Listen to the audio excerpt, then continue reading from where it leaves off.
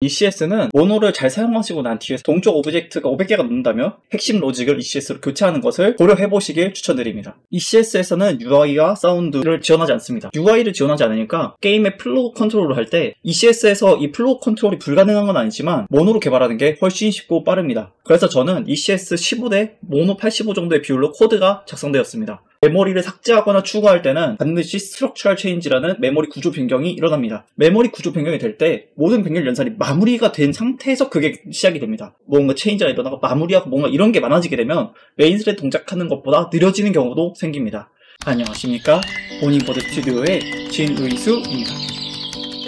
초보자 혹은 입문자분들께는 ECS를 추천드리지 않습니다. 왜냐하면 바로 생각난 것들 몇 가지를 적어놨는데요. 다만 이것들을 모른 채로 유니티를 시작할 수 있도록 하는 게 유니티 엔진의 목적이라고 생각을 하고 있습니다. 메모리 구조 모르고 CPU, 캐시, 램 이런 거 잘 몰라도 저도 유니티를 그렇게 시작을 했고 DOT에서 공부하면서 배웠지만 이 유니티 자체를 시작할 때는 필요가 없었거든요. 그런데 ECS를 하시면서는 반드시 알아야 되는 것들이어가지고 저는 초보자분들이나 입문자분들께서는 모노를 잘 다루시고 어차피 메인 스레드에서 동작하는 코드들 잘 써야 되기 때문에 공부하지 않는 게 좋다고 생각합니다. 기본적으로 모노와 ECS의 차이점을 말씀드리고 싶습니다. 모노는 객체 지향 방식으로 개발을 합니다. 그래서 하나의 객체 안에 내가 무엇을 먹었는지에 대한 정보나 내 손을 쥐기라는 행동 혹은 내가 무엇을 먹어가지고 소화하기라는 행동 이런 것들이 전부 다 하나의 객체 안에 구현이 됩니다. 그래서 행동과 메모리가 같이 존재합니다. 하지만 ECS의 개발의 핵심은 데이터 지향이기 때문에 데이터가 잘 타이트하게 모일 수 있도록 메모리 구조를 정의하고 어떻게 다룰지에 대한 행동은 다른 장소에 구현이 됩니다. 모노는 클래스 안에 정보를 담아둡니다. ECS에서 엔티티는 int 주소지를 말합니다. 그래서 그냥 단순히 int 값이다 라고만 이해하시면 편하고요. 그리고 이 엔티티가 어떤 컴포넌트를 갖고 있을지에 대해서 청크가 미리 정의를 해줍니다. 청크는 뭐냐면 엔티티들이 담아지는 16KB의 메모리 공간입니다. 요 메모리 공간 안에 엔티티들이 들어가고 엔티티들은 그 청크가 정의한 컴포넌트 타입들을 갖고 있습니다. 그래서 청크가 사실은 그 실제로 엔티티가 뭘 갖고 있는지에 대해서 이미 청크가 알려줍니다. 모노를 개발할 때는 메모리의 위치를 직접적으로 지정하지 않습니다. 그래서 제가 그냥 할당하면 바로 할당되고 그게 힙인지 스택인지 뭐 이런 거에 대해서도 뭐 정확하게 기억할 필요가 없죠. 그래서 이것들이 정말 손쉽게 가능합니다. 근데 ECS를 개발할 때는 메모리의 계략적인 위치를 블록, 월드, 엔티티 그 다음에 더 있는지 모르겠는데 근데 블록과 월드와 엔티티에서 이제 지정을 합니다. 모노는 병렬 연산을 제한적으로 지원합니다. ECS에서는 이거를 훨씬 더 쉽게 가능하게 해줍니다. 엔티티 연산 자체가 애초에 병렬 연산을 베이스로 생각을 하고 개발되어 있고 그래서 병렬 연산을 하기가 훨씬 더 용이하게 시스템도 다 그렇게 되어 있게끔 준비가 되어 있습니다. 그런 체계 자체가 잘 되어 있습니다. ECS는 우선 프로토타입 만들기에 좀 부적합하다고 저는 생각이 듭니다. 왜냐하면 ECS에서 인스턴테이트와 모노 인스턴테이트는 각각 불편함이 좀 말이 다르거든요. 그래서 ECS의 인스턴테이트는 좀 여러 단계를 거쳐야 되고 그리고 표준으로 말하는 그 단계도 복잡합니다. ECS에서 만들기 좋은 장르 게임 장르들은 제 생각에는 시뮬레이션 장르 시티즈 스카이라인이나 뭐 데이아 빌리언즈 같은 그런 류 같은 경우에는 대규모로 유닛이 나오기 때문에 유리하다고 생각하고 있습니다. 메모리 구조는 비슷한데 오브젝트가 굉장히 다양해서 ECS의 사용하기 좋다고 생각합니다. 이 대규모라는 거는 동일한 메모리 구조가 여러 개 있다는 뜻입니다. 다만 저는 게임에서 국한해서 말씀드릴 수 있겠습니다. 모노에서의 인스턴테이트를 시작해보겠습니다. 관념적으로 만드는 걸 가지고 조금 빠진 부분들이 있어도 좀 이해 좀 부탁드리겠습니다. 우선 모노 같은 경우는 프리팹을 하나 만들어야 됩니다. 이제 빈 오브젝트를 만들고 그 안에 C# 스크립트를 추가를 합니다.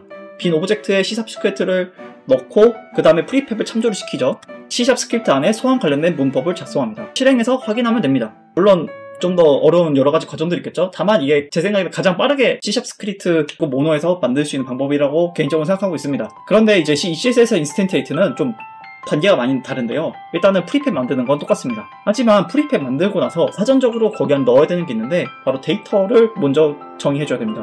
요거를 프리팹 안에 넣어줍니다. 그 다음에 프리팹 안에서 그 방금 데이터를 정의한 C# 스크립트 안에다가 베이커랑 어서링을 만들어줘야 됩니다. 데이터는 스트럭트고요. 그 다음에 베이커 같은 경우에는 클래스고 어서링도 클래스입니다. 어서링이 뭐냐면 인스펙트 잘 보이게 만드는 게 첫 번째 목표입니다. 베이커 같은 경우에는 블록 에셋에 추가하는 과정입니다. 그래서 엔티티 자체를 만들어서 블록 에셋에 추가를 해줘야 됩니다. 프리팹을 만드는데 필요한 이 과정이 전부 다 들어가야 됩니다. 얘네들을 갖고 올 수 있는 싱글톤 데이터가 필요합니다. 오브젝트 안에 싱글톤 데이터 C# 스크립트 만들어 추가하고 또 싱글톤 데이터에는 베이커랑 어서링을 만들어서 정의해 줘야 됩니다. 싱글톤 데이터도 하나의 엔티티이기 때문에 싱글톤 데이터는 하나밖에 없는 데이터 엔티티를 또 말하는 거거든요. 어서링과 베이커를 만든 다음에 만들어둔 프리팹을 어서링에 참조를 시키고 그 어서링이 베이커가 또 어서링에 참조해가지고 블록 에셋으로 만들어줍니다. 이제 로직을 만들어야겠죠? 엔티티를 정의하기 전에 먼저 데이터를 만들어서 데이터라는 컴포넌트 만들었죠? 이때 프리팹에 들어갈 데이터 컴포넌트를 만들어서 넣었고 싱글톤이란 엔티티에 들어갈 싱글톤 데이터를 또 정의해서 만들어서 넣어서 어서링이랑 베이커 만들어서 프리팹을 싱글톤 데이터의 어서링에 참조를 시켰습니다. 그리고 이걸 또 베이커 시켜서 블록에셋 만들어준 다음에 맨 마지막으로 이제 시스템이 싱글톤 데이터를 가져와야 됩니다. 그리고 시스템 자체가 싱글톤 데이터에서 갖고 온 프리팹을 인스텐티에이트 하도록 잘 짜줍니다. 그리고 맨 마지막에는 실행해서 확인합니다. 이게 표준적으로 말하는 1.0.16 버전에서 반드시 필요한 과정입니다. 조금 길죠? 그래가지고 저는 사실 이게 프로토타이핑 만들 때 이런 과정까지 다 거쳐가지고 만들기가 조금 불편하니까 그냥 모노로 다 짜시고, 저도 사실 게임 만들 때 이제 ECS 관련해서 만들지 않고 모노로 일단은 게임 만든 다음에 그 다음에 이런 부분은 ECS 대체가 가능하겠다 라고 할 때 ECS도 대체하는 게 저는 맞다고 생각합니다. 아니면 애초에 짤 때부터 ECS가 들어가는 거를 가정을 하고 시작을 해야 됩니다. 근데 그렇게 시작을 한다면은 프로토타이핑을 할 때 조금 시간이 많이 지연되는 부분이 있어가지고 프로토타이핑 과정에서는 ECS를 사용하지 않기를 권장드립니다. ECS와 모노를 플로우 사운드 개발 간에 느낀 점들을 좀 말씀드리고 싶습니다. 일단 가장 큰 거는 UI랑 사운드 문제입니다. 저는 멀티씬 구조로 게임을 제작하기 때문에 토탈 게임 메이저 씬이라는 다른 씬을 둡니다. 그리고 이 씬이 맨 처음에 켜지고 다른 나머지 요소들을 불러옵니다. 게임이 켜지고 나서 토탈 게임 메이저가 사운드 시스템, 세이브 시스템 그 등등 제가 미리 사전에 정의한 게임 관련된 플로우들을 이제 로드하기 시작합니다. ECS 시스템이 모노 클래스들을 로드하는 그렇게 플로우 컨트롤을 한다고 가정하고 개발을 일정 수준 진행해봤을 때 그 플로우 컨트롤 자체가 ECS가 갖게 되면 문제가 결과적으로 모노 클래스들을 참조를 해야 되고, 그리고 모노 클래스들에 대한 참조를 좀 더 원활하게 하기 위해선 중간 다리 역할로 해주는 C# 스태틱 클래스가 필요했습니다. 이러다 보니까 어차피 모노 클래스를 만들고 중간 다리 역할의 C# 스태틱 클래스를 만들고 그 다음에 ECS 시스템들이 그거를 서로 상호작용하는 과정에서 이게 불편했습니다. 차라리 그냥 모노 클래스만 있으면 모든 것들이 좀 참조도 자유롭고 사용도 되게 간편하니까 플로우 시스템은 모노가 관리를 하자라고 결정을 하였습니다. ECS는 기본적으로 메인 스레드에서 동작합니다. 추가적으로 제가 멀티스레딩으로 변환하는 코드를 넣어줘야 됩니다.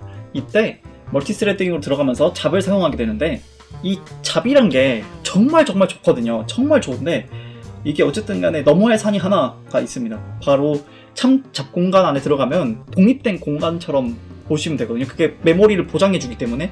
그래서 잡은 그 안에서 밖으로 나가지 못하고 밖에서 무슨 일이 일어나는지도 모르고 안에서 무슨 일이 일어나는지만 알아.